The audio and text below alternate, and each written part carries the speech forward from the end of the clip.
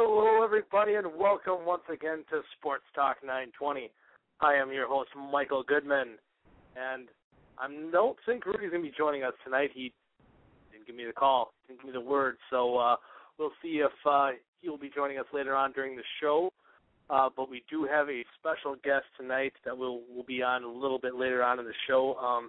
Director Michael Neelsen of First Story Media, director of Last Day at Lambeau, documents kind of the last couple of days of Favre, the divorce with the Green Bay Packers. A lot of Packer fans, that listen to the show, know how that went, and all the way up till Favre's last game at Lambeau as a Minnesota Viking in 2010. So we'll talk to him about that once he joins us on the show. And kind of a fitting topic. With that movie, how the long-time divorce, with Favre and the Green Bay Packers, and, maybe the revenge story, and maybe we'll see some of that play out in new stories with, obviously, Peyton Manning, long-time Colt, just signed with the Denver Broncos this week, so we certainly talk about that a little later on in the show, and, of course, Tim Tebow. So both those stories that are kind of news in the sports world today with what's going to happen with Tebow, what's going to happen with Peyton Manning. I think really will tie into the subject here. So looks like he's made it on the show here. We'll get him on the line here. Michael, yeah. I don't know what you prefer to be called here. Welcome to the show.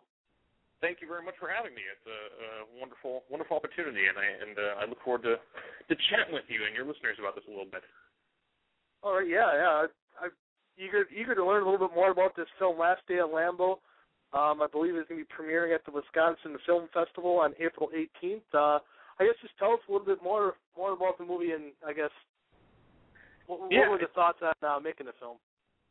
We've been making the film it was about a 1.5-month process from conception to finished product, and it really began back. I mean, I've been a Packers fan all my life. I grew up in Wisconsin, was a Brett Favre fan, obviously when he was with the Packers and everything. And I always felt that he would make a great protagonist in a film, and I always thought kind of more of a drama film than a documentary,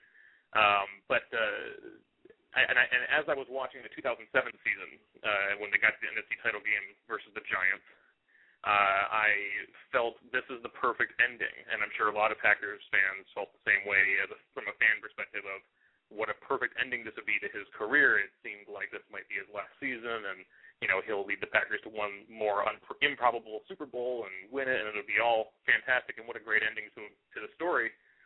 And little did I know that was actually the beginning of a far more interesting story and a far more defining story for a whole generation of Packers fans who grew up watching Brett Favre.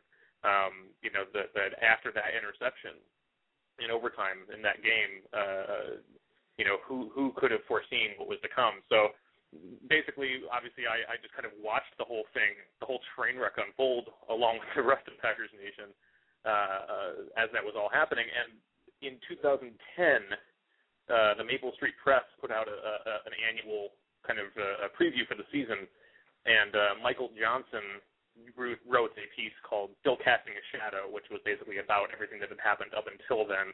We had already had one season in 2009 with Favre playing for the Vikings and beating the Packers twice, and where we stood, the psyche of Packers Nation at that point was kind of the center of his piece, and how Favre still was as much a part of the Packers now as he was when he was playing with them, and what a strange phenomenon that was. And so I read that piece, and I thought that was, I for the first time, I really saw kind of how this story could be told.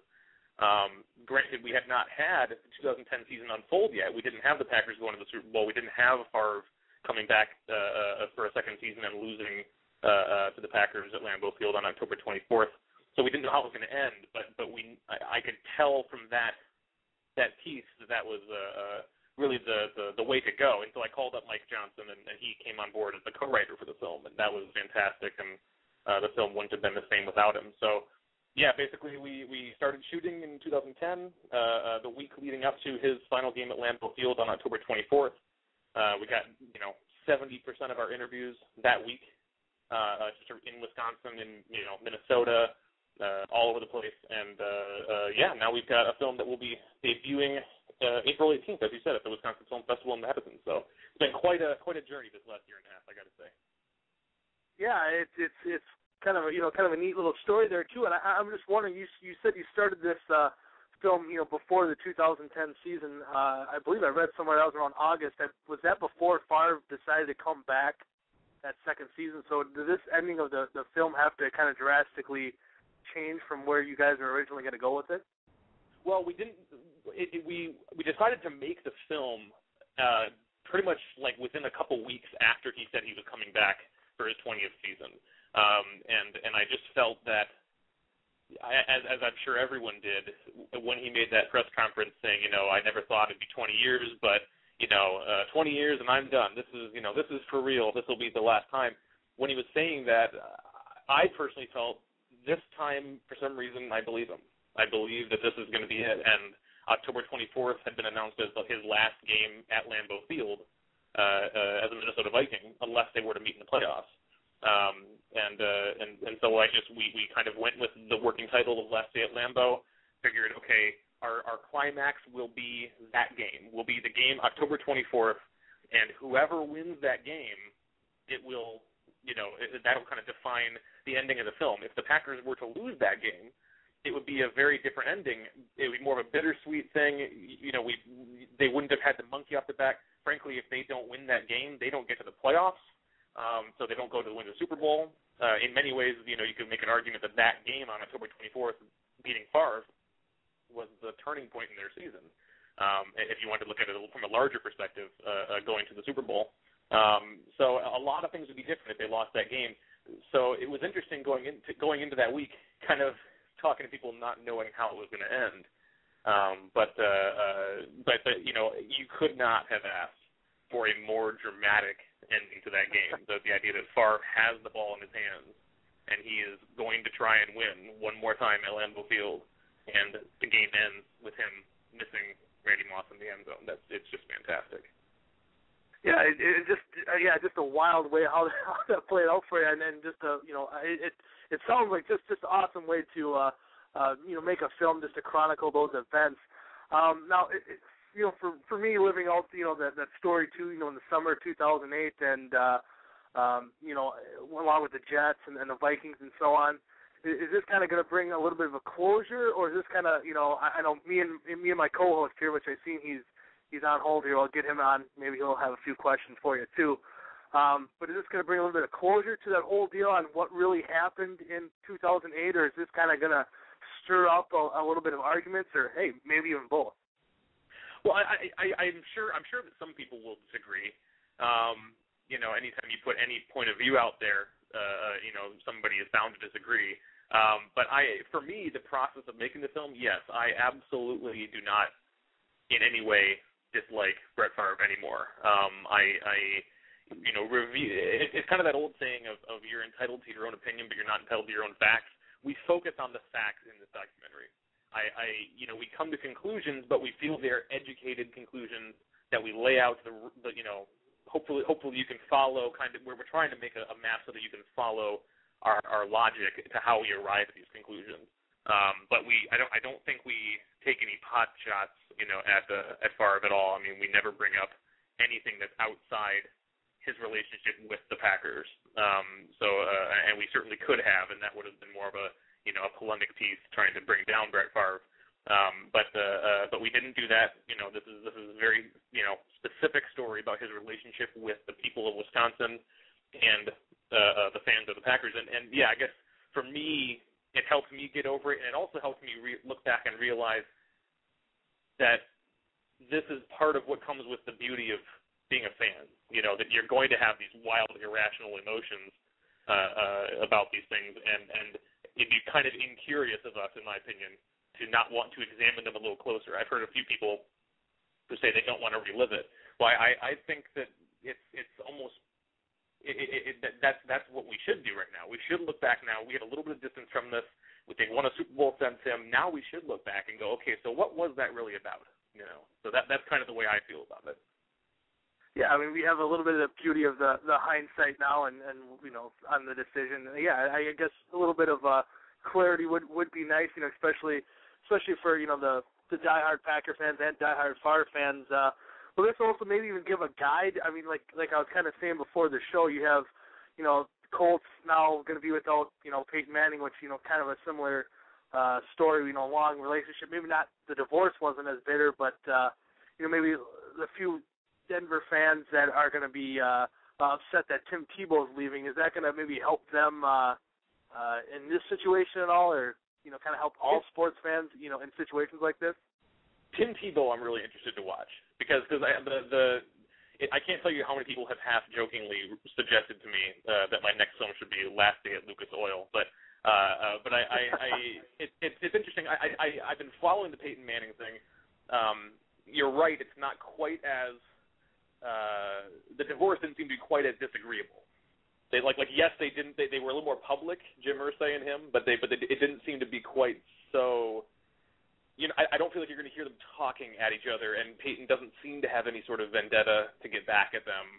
I think he may have learned, just as we all did from watching what a train wreck the Favre and Packers thing was without my documentary. I don't think that my documentary necessarily will be, if not a cautionary tale, it is a cautionary tale to some degree, but more for the fans than for the teams or the players. I guess if you were to boil down a message, if you will, out of the film, I guess it would be, and I guess it would be more kind of about, let's be cognizant of how attached we get to our sports heroes and our heroes in general that we don't know.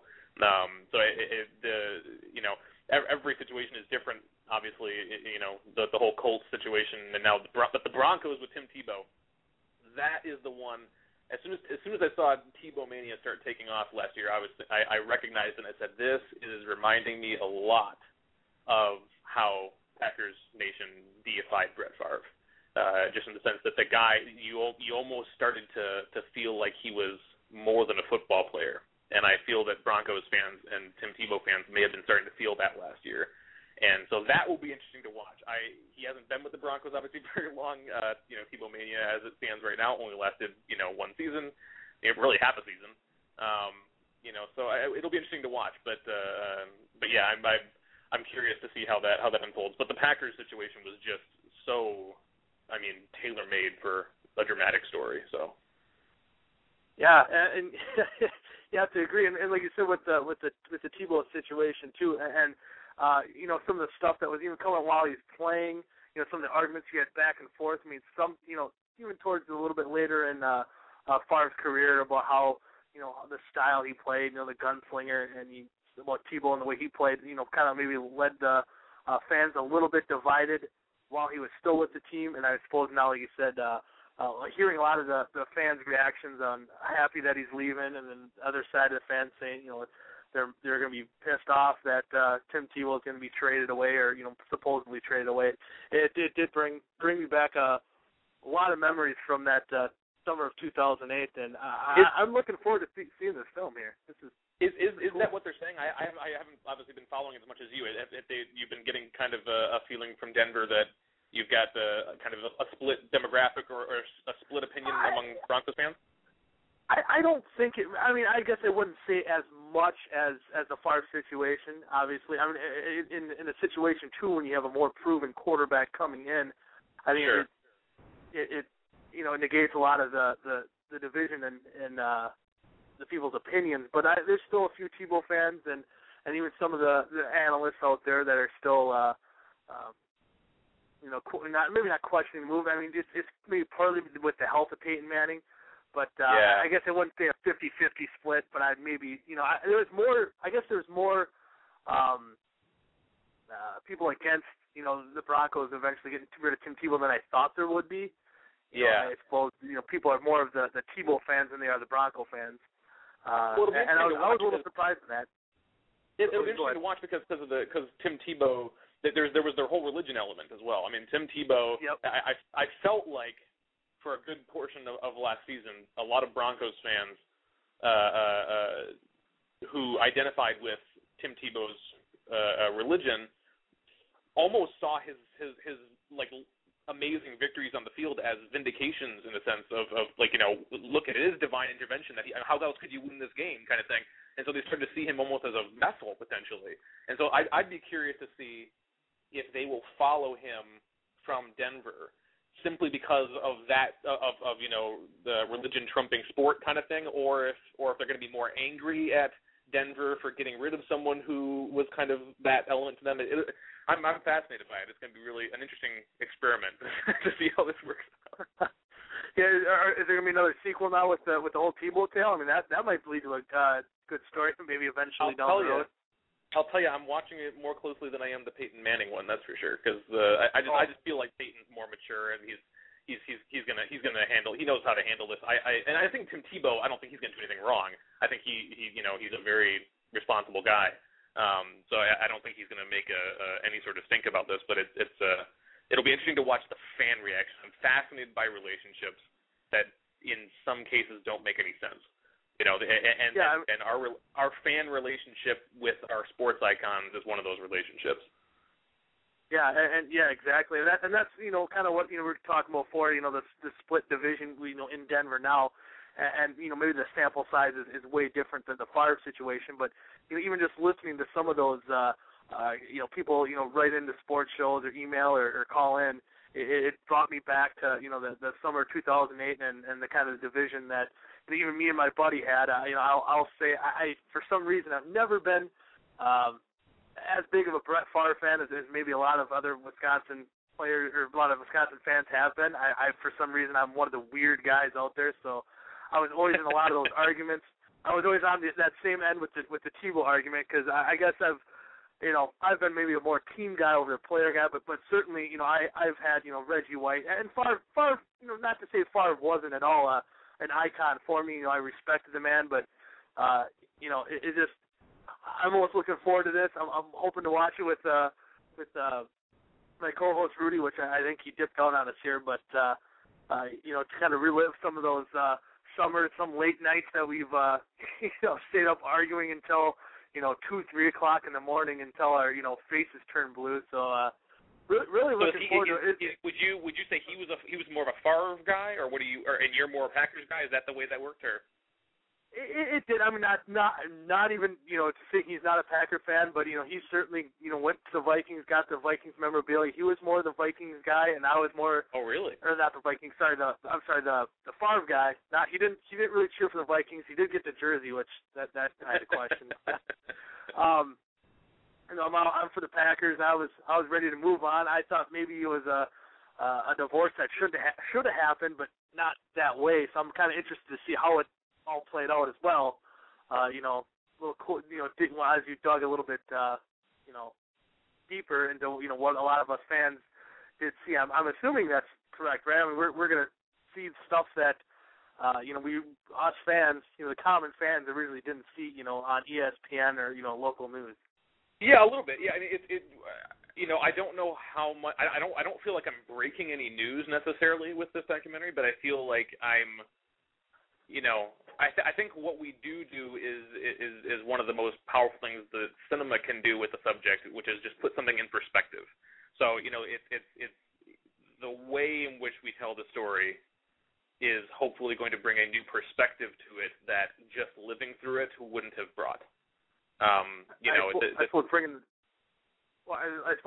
the facts, kind of piecing them together instead, getting them in little 33-minute blood, stuff like that. Well, piecing them together and just having the concept, having our thematic through lines from the beginning to the end. We were very hard on ourselves and said that anything that does not have to do with Favre's relationship to the fans needed to get cut. Is not in the film. So the idea of we went into, and we have a bunch of deleted footage. The original cut was over 2 hours long, and our final cut is 81 minutes. And all, we went into everything. We went into his relationship with Randy Moss and whether or not that was his reason for leaving, and we went into, all kinds of stuff. Did Mike Sherman create the setting for Brett Favre when he was there, where he started to feel like he was the Packers, and that maybe led to why he reacted the way he did when Ted Thompson didn't have that same approach. We went into all that stuff, and we ended up realizing that not only is this too long, and you know, the fact that we're cognizant of the fact that we have a captive audience with a film, and we need to respect that. And not waste their time, basically.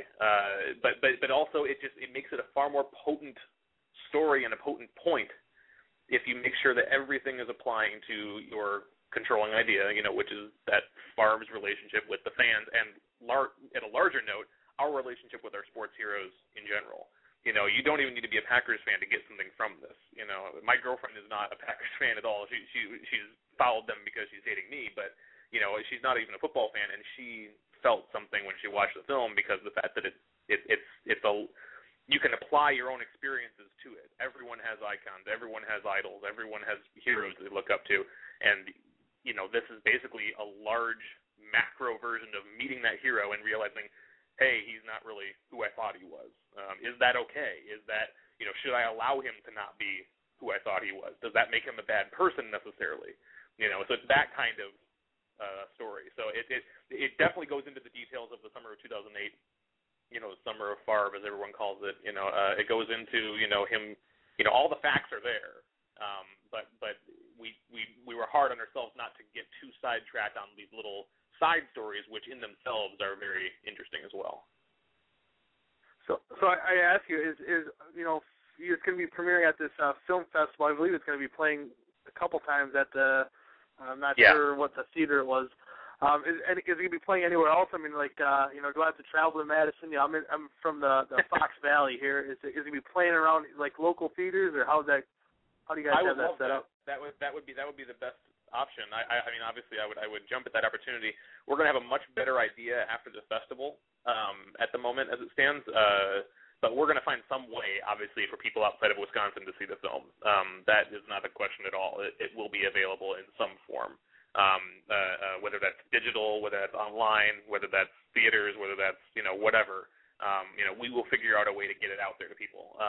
But a lot of that's going to depend, and a lot of our momentum for that is going to come from what kind of turnout we get in Madison on the screenings, which were April 18th at 7:30. At the Monona Terrace, and April 21st at 7 p.m. also at the Monona Terrace.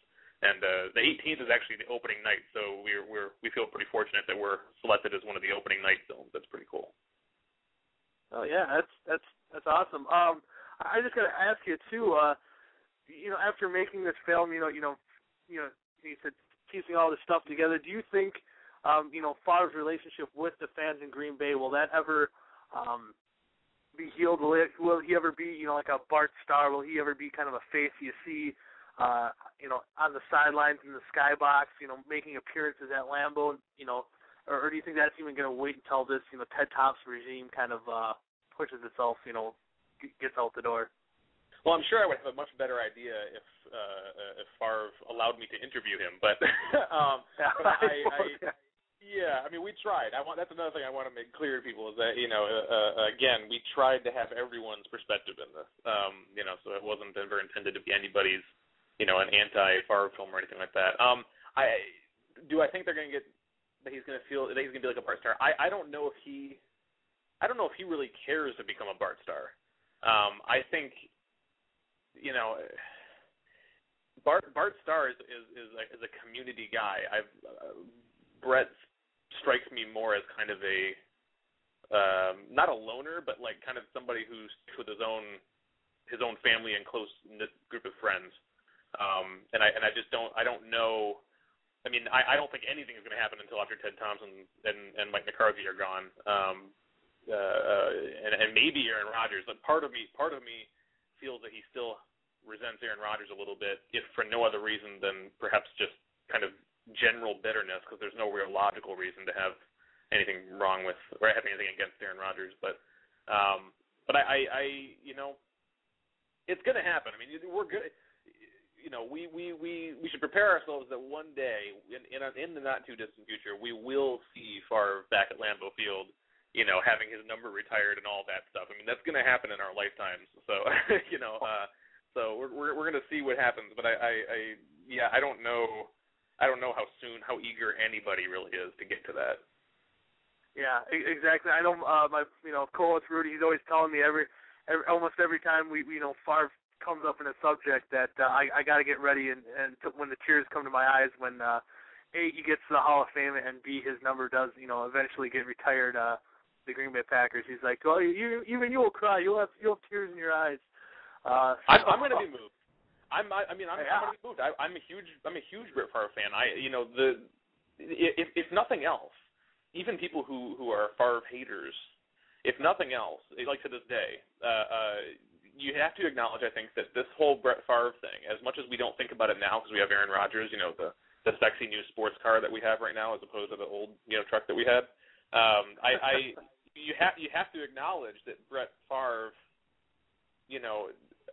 my God, 17 years. That makes me like 4 years old when he came into the league, and just the idea of him, he was such a huge part of our culture in the Midwest and in Wisconsin and in Packers Nation and everything, that it was just, this whole separation. I'm not trying to use hyperbole here and make it bigger than it is, but it might be the defining sports story for our entire generation as Packers fans. Just the idea of where you came down in that debate between Brett Favre and the Packers in 2008. That is like one of the top questions you must have an answer to as a Packers fan, and it's just kind of you don't get that from somebody who didn't mean anything. As much as we like to pretend like, oh, we got Aaron Rodgers now, he's so much better. I don't know if Aaron Rodgers would inspire that same kind of impact right now if he were to leave and go to the Vikings. So. Yeah, exactly. I don't think you'd go out there, like you said, go to the bars or talk to your friends. No one was really on the fence. During that time, they had an opinion one side or another. I guess now when if you ever try to spark that argument up, you do have that benefit of hindsight. And I just remember too, I did want to see Favre move on, but it was the only quarterback I ever knew.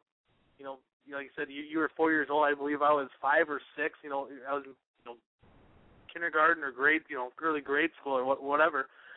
He was the only quarterback I remembered. So I was, as much as I wanted to kind of see him out the door, it was a weird situation, and I'm looking, like I said, I hope you have some way to have this film out there, for the general public. If it's like you said, DVD, digital, looking forward to that because, like you said, yeah, it's a very important subject for every Green Bay Packer fan. Like you said, everyone does have an opinion or had an opinion, at the time. Like you said, we have the sexy new sports car, and like I said, I guess I'm keep repeating myself, but I'm really looking forward to seeing this film.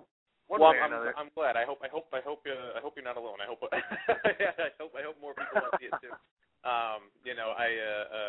We had a great time making it, and it's I think that it's something that I'm under no delusions. The film's not curing cancer. It's not some massive thing, but it's something that I think is good for. I guess I was, in many ways, it was a self-interrogation.